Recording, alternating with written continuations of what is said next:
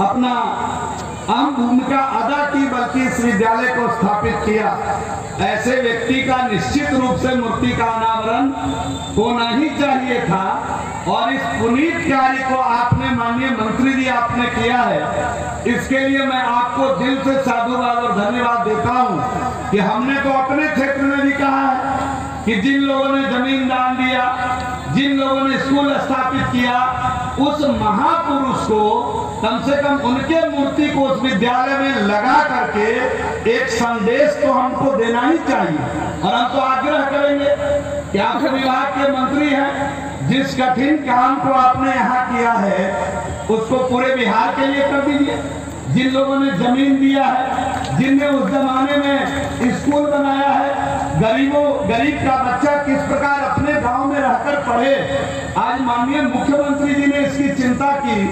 और जो बरसों बरस इसकी चिंता कर रहे थे, उनकी कम से कम एक प्रतिमा तो होनी चाहिए उनके विद्यालय में, कि उनके खानदान के लोग, उनके गांव के लोग, उनके समाज के लोग गौरवान्वित महसूस कर सके। और एक और भाव इससे उत्पन्न होगा कि आने वाले दिनों में, आज आप भूमि की समस्या को जूझ रहे हैं, कोई बड़ा काम करना होता है, जमीन नहीं मिल रहा है। हम तो यूटिलिटी भवन हर नगर पंचायत में बनाना चाह रहे हैं, जमीन नहीं मिल रहा है। उसका अपना प्रशासनिक भवन बनाना चाह रहे हैं, जमीन नहीं मिल रहा है। तो अगर जमीन देने वाले को अगर हम सम्मानित नहीं करेंगे तो आगे जमीन मिलेगा जमीन। तो जमीन देने वाले को सम्मानित करना पड़ेगा, तभी सरकार की व्यवस्था भी आगे बढ़ेगी, ऐसा मेरा मानना है।